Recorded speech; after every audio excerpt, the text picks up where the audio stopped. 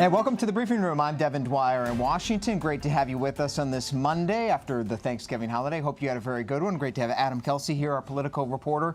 Busy week back from the break. Congress is back in town and a crisis unfolding over the holiday weekend at the southwest border in California with Mexico. That's where all attention is today, including over at the White House and the Department of Homeland Security, where those thousands of migrants, Adam, many of them from the caravan, showed up on the doorstep over the weekend. The Homeland Security Border Patrol taking the extraordinary step of shutting down the busiest port, one of the busiest ports in the world, border crossings there at the San Ysidro crossing just outside of San Diego. And we saw these unbelievable pictures of U.S. Border Patrol agents firing tear gas at many of these migrants and families as they were preparing to cross, attempting to cross, some of them, many of them also seeking asylum. The president just asked about this moments ago on the South Lawn at the White House. Here's what he had to say about those riveting images. Take a listen.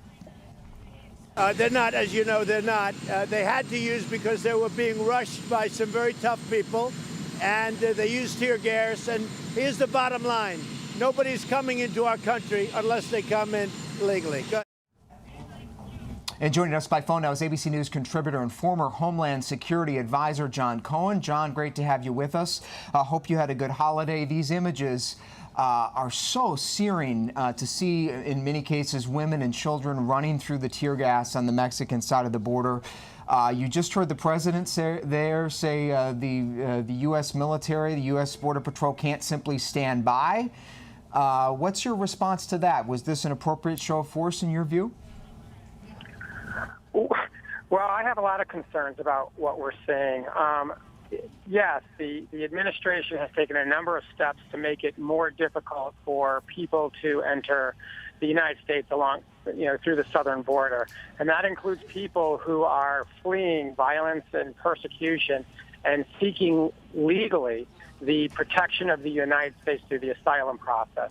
So what we now see is a large group of people who have coalesced in Tijuana. A large number of them want to come in using the legal process, but they're living in very adverse, very uncomfortable living conditions. So you have men, women, and children who are hot, who are tired, who are feeling increasingly hopeless, and that causes people to act desperately. And so as a law enforcement and someone who spent a lot of time working on border security issues, including the Department of Homeland Security, you kind of saw this coming because we didn't ramp up the resources along the ports of entry that would help us more expeditiously vet, weed out those who shouldn't be coming into the country and expedite entry for those who are here. All we've done is we've set up barriers. And that leads, in my experience, to people trying to find other ways to get in, either by entering the country illegally or by becoming more or seeing more civil unrest, which is exactly what we're seeing. And it certainly seems to be a very tense situation, particularly given the deployment of active duty U.S. military forces on the border by President Trump just a few weeks ago. Let's go to the Pentagon now for a little more on that. Louis Martinez covering this the whole way. Louis, bring us up to speed on the latest, what you're hearing from Pentagon officials about how the troops have been involved in what we saw play out over the weekend and again this morning in supporting that Border Patrol mission of keeping the border secure. Devin, the key message here is that the U.S. troops who are on the border are there in a backup role. They are not there to be the primary law enforcement. That is the duty of Customs and Border Protection, CBP. Those are the images that we saw yesterday. It was CBP that was launching the tear gas. They were the ones that were dealing with putting out the pepper spray. They were the ones that were in full riot gear behind the port of entry there at San Ysidro. The U.S. troops that have been assigned to this, primarily military policemen, their job is to protect the U.S. forces that have been setting up the hardening of these facilities, but they have also, as of last week, been given the authority to protect the CBP personnel in case they are overrun. That did not happen yesterday, so again, they are there in a primarily backup role. They're not going to be armed. That's something that Defense Secretary Jim Mattis stressed to us last week, that these MPs who are backing up CBP, they're not armed. If anything, they're going to be looking like the CBP. They're going to be having those plastic shields. They're going to be having batons to push back anybody who they need to temporarily detain. Mattis gave this example. If let's say somebody, a military service member, saw a CBP officer being pummeled, then that military service member is now authorized to go and pull back that assailant. They hold them until a CBP officer can at that point arrest them, because again, they have law enforcement. So even though U.S. military personnel were present close by, yesterday at San Isidro, they were again in a primarily backup role just to defend them, but again, not armed, just there pretty much in the same capacity as the CBP in riot gear.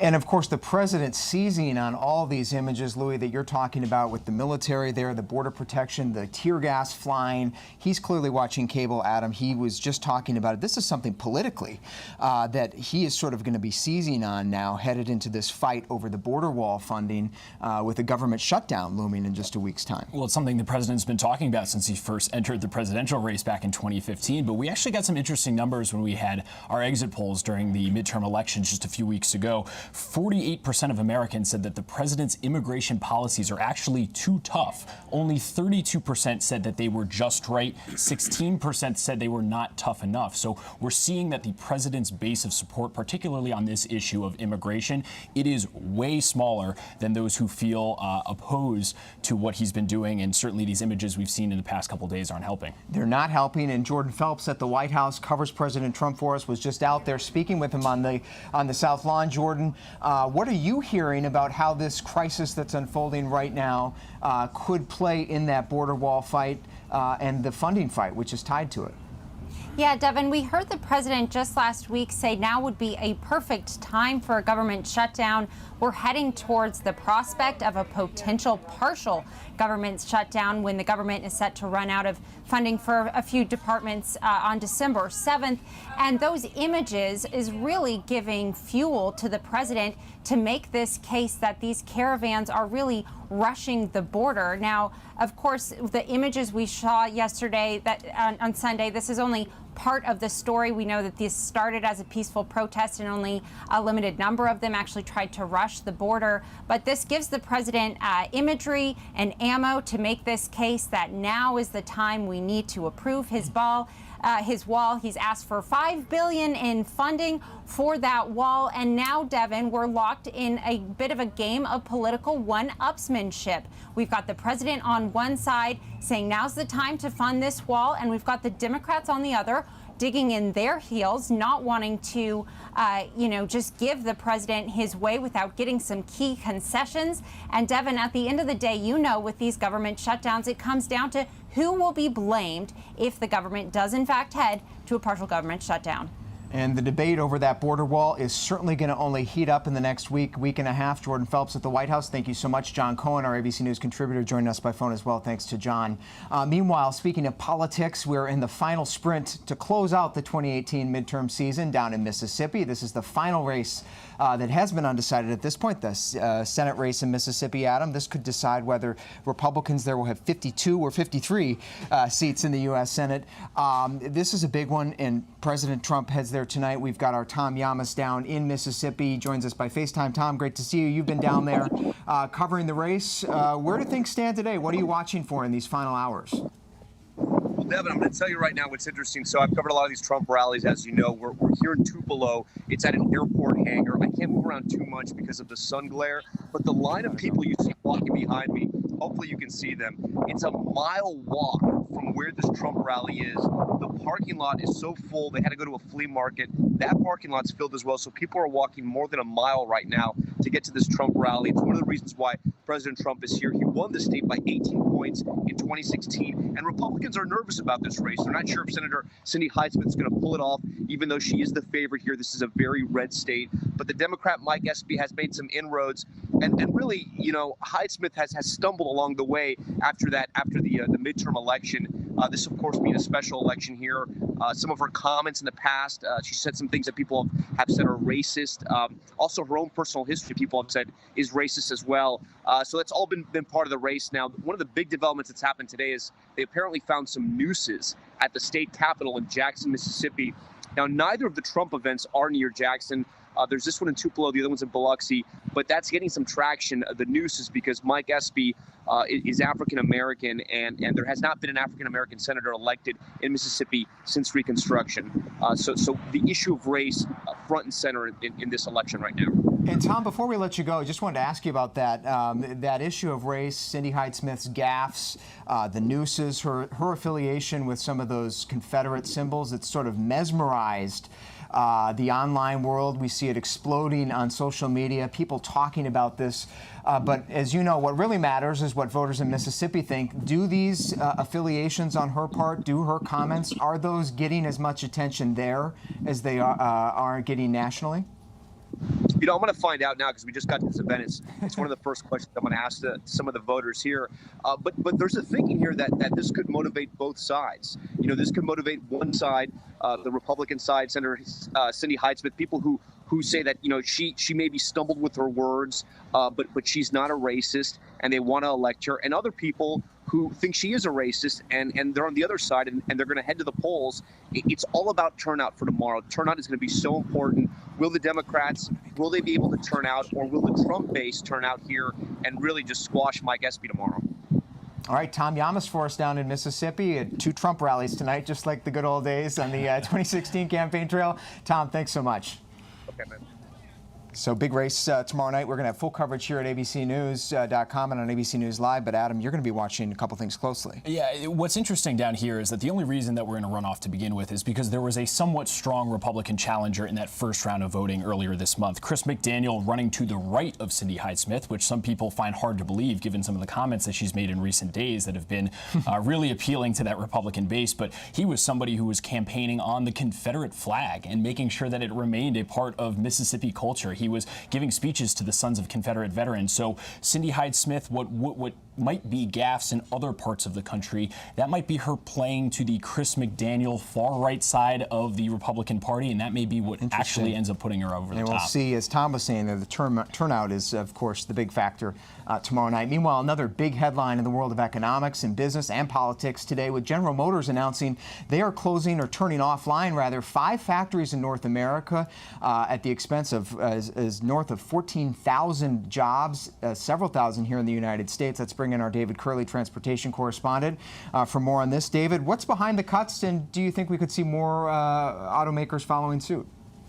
So that's a good question. What is really behind the cuts? Now, according to GM, and this could be, you take it at face value or whatever, part of this is the restructuring of the way they make cars, knowing that they're going to go to more hybrids and more electric vehicles, and therefore some of these plants they don't need. Some of the plants are in Canada. And of course, the tariff issue has come up. In fact, Mary Barra, the CEO of GM, said before the tariffs were put into effect that it could have an adverse impact on jobs, not just Canadian jobs, but American jobs, jobs all across the world. So the economists and some of the auto analysts will have to tell you exactly what's going on here, but this is certainly a retrenchment by GM, trying to right size, according to some. We've seen some of this activity happening in the auto industry. Politics, that's something you talk about on this program. I think it's a valid thing to talk about as these cuts are looked at. It's a number of jobs, too.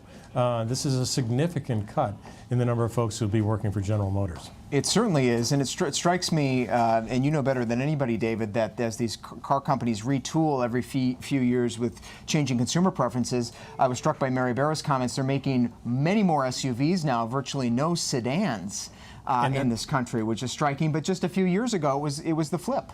Yeah, and it's the same thing that happened with Ford. Ford basically is getting out of a lot of the sedan business as well. It is SUVs and trucks, which are the big sellers. And with gas at the average of $2.60-something a gallon, people aren't that worried about buying a vehicle that's going to not get the best gas mileage.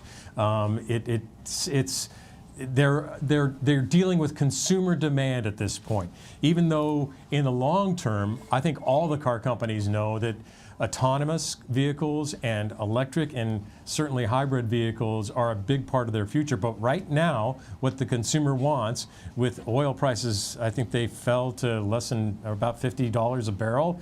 The consumers aren't looking at climate change and anything else other than the fact that I can get that big SUV or the big truck, and it's not going to cost me that much to run it. Therefore, the car companies are trying to satisfy consumer demand. And sending some of that smaller car production to Mexico, China, Poland in some cases. The president, as you know, David, just said he is not happy about it. Here's President Trump weighing in just moments ago on the GM News. Take a listen.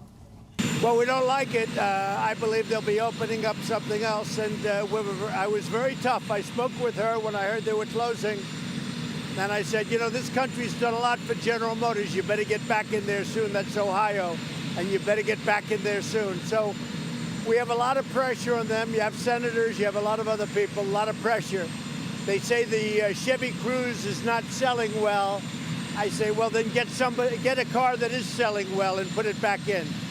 So I think you're going to see something else happen there, but I'm not happy about it. Their car is not selling well, so they'll put something else. I have no doubt that in a not too distant future, they'll put something else. They better put something else in. So not happy about it, but not clear he can do much about it, David.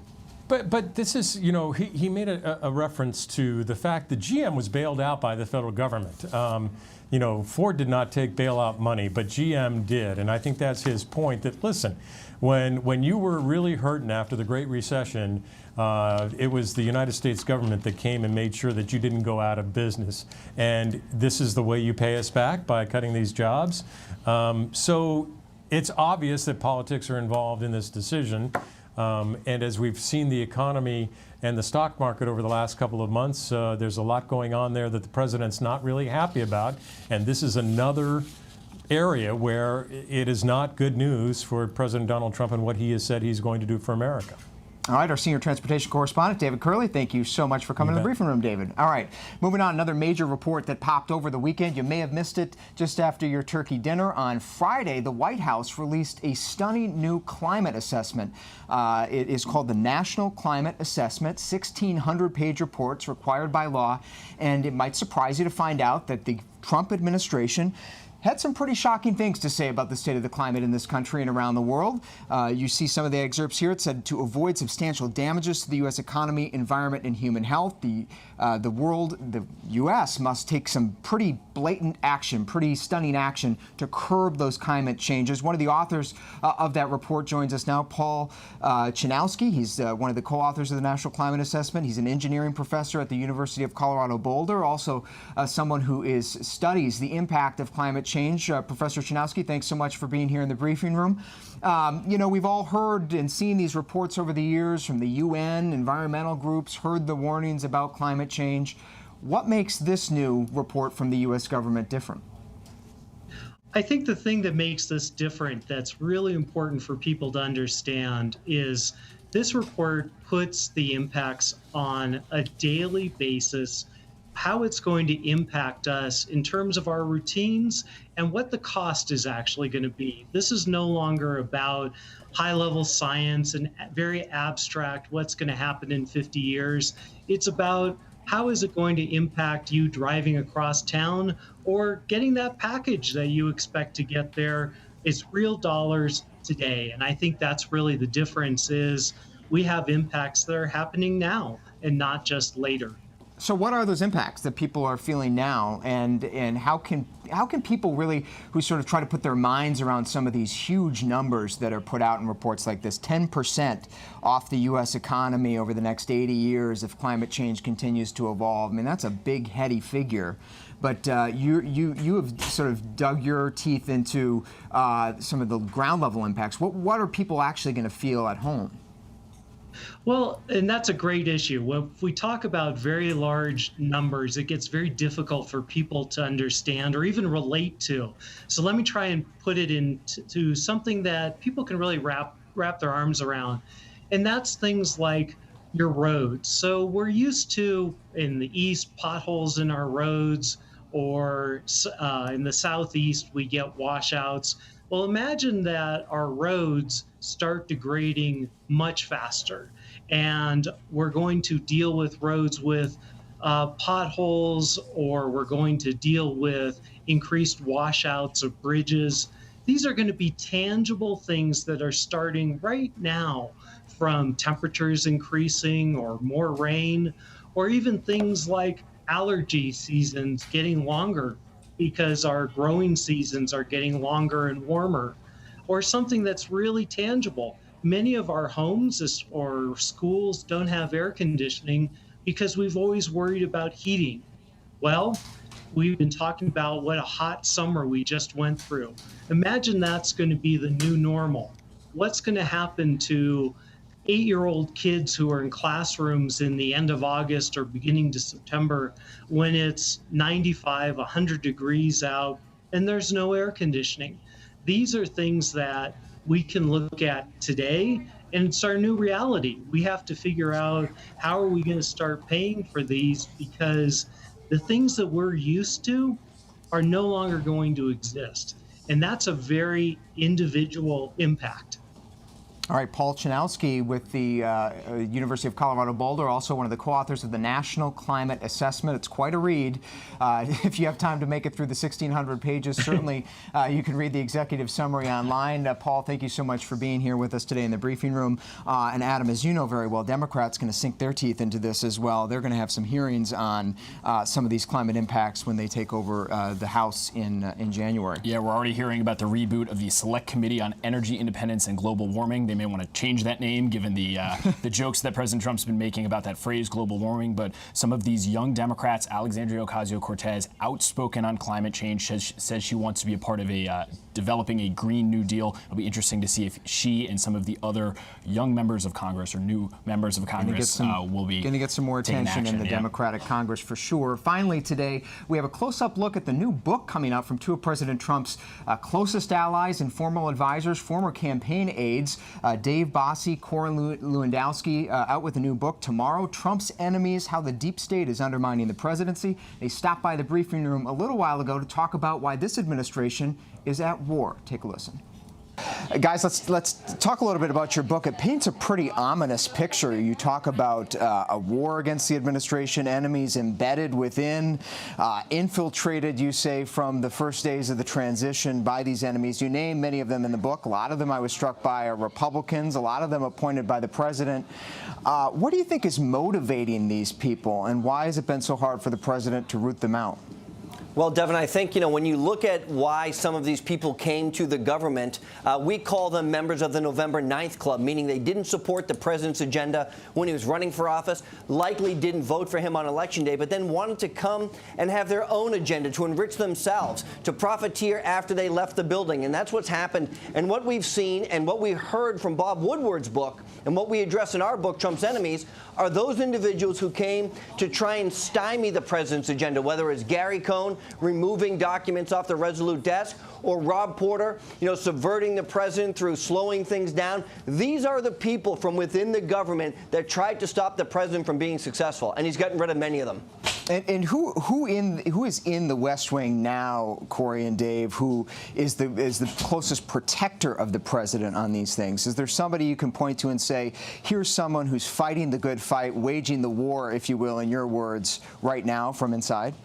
There's plenty of people who are on the president's agenda who are working hard, and it would be maybe not fair to just name one or so. But I think what we want folks to recognize is that this president's up against it at every turn, whether it's the leadership in Congress, whether it's the Democrats in Congress, whether it's the mainstream media for the most part.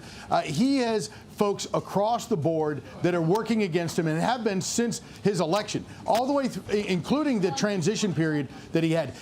We just saw just a few months ago the anonymous letter by someone within his administration. We still don't know who that person or people are. Dave, are you surprised? Are you surprised that they haven't been able to find that person? Jeff Sessions was supposedly going to lead the charge on snuffing out the writer of that op-ed. It's been several months now. Well, I'm not surprised, because the coward, whoever this person is hiding, behind their desk and undermining the president, which is a problem that we have, and we outline in our book, Trump's Enemies. We talk about just that, and we have an interview with the president, the first interview he's done since being president of the United States, that is published in a book is in Trump's enemies, and he talks extensively about the mainstream media, about his enemies in Congress, and about those enemies in the administration that are undermining him at every turn. I want to talk a little bit about the theme, actually, of your first book, which was Let Trump Be Trump. And both of you have been missionaries, if you will, of that whole idea of letting the president be himself. It's what led to so much of his success, both of you have argued. You know, Chief of Staff John Kelly has been someone you've both been critical of for sort of counteracting that approach. Do you think when Kelly leaves, as has been reported, President Trump needs to basically be his own Chief of Staff? Do they even need a Chief of Staff in this West Wing? Well, I think this president is a man who wants to have information brought to him directly and not through a filter. And there are too many people who think that they want to limit the information the president gets and only give him information that they think is important. He was exceptionally successful as a business executive, as an author, as a television personality, and so many things that he tried to do before he got into politics. And now as a politician, to change the way he consumes information is a mistake. And so, Corey, get rid of the gatekeeper? Well, look, what does a gatekeeper do? A gatekeeper limits your information. And look, what you need people who can report directly to the president. He is the hub of a wheel, and you bring 4 or 5 or 6 people who are reporting directly to him, guys like John Bolton and Larry Kudlow and Jared Kushner and Kellyanne Conway and senior members of his administration that can all come in and present their ideas, and he's the final arbiter. I think he'd be much more successful in that type of environment. All right, both of you guys have been in the president's ear. You're informal advisors. You're his allies on the outside. Obviously, we're entering a critical period with Democrats retaking the House. Do you get the sense the president has a plan in this new political environment in Washington, or is he scrambling right now? The president always knows which direction he's going, and that is bringing forth his America First agenda and continuing on that. He is going to, over the next 2 years, have to deal with a Democrat-led House of Representatives. And that means on a public policy standpoint, on budgets, but also in the Democrat leadership is going to have to figure out what they're going to do with these fake investigations, whether this, ridiculous Russia collusion investigation as it comes to a close with Mr. Mueller, and we'll have to see what ends up happening there over the next weeks or months. But we'll see what the Democrats do now that they have subpoena power and deposition authority. Are they going to overreach and really try to undermine this president and his presidency and really make the American people, understand why they shouldn't be doing that? Guys, the president heads to Mississippi tonight, 2 big campaign rallies. You know better than anybody he has been barnstorming the country in the past few months. Is there any chance, though, that he doesn't run for re-election in 2020? Any chance at all? There is no chance whatsoever. Look, we've had many conversations with the president. Look, in our book, we ask him, are you happy with the decision to run for president? He outlines how important, it's the most important thing he's ever done. Everything else is just so secondary. He has so much work to do for the American people. With all the success he's achieved in the first 2 years, he can't get it done in 4 years. He will run for re-election in 2020, and he will have a larger margin of the Electoral College in 2020 than he did in 2016. All right, it's going to be a busy couple of years. I have a little bit of a guess you guys will be involved in the campaign in some way, but we shall see. Dave Bossie, Corn Lewandowski, thank you both. Trump's enemies, how the deep state is undermining the presidency, comes out on Tuesday. Thank you, guys. Thank you. Thank you for having us. And our thanks again to Dave and Corey, and thanks for you for watching us here in the briefing. We'll be right back here tomorrow, 3:30 Eastern Time, for the latest on these and more stories. Download the ABC News app. Follow us at abcnews.com. For now, I'm Devin Dwyer in Washington. We'll see you next time.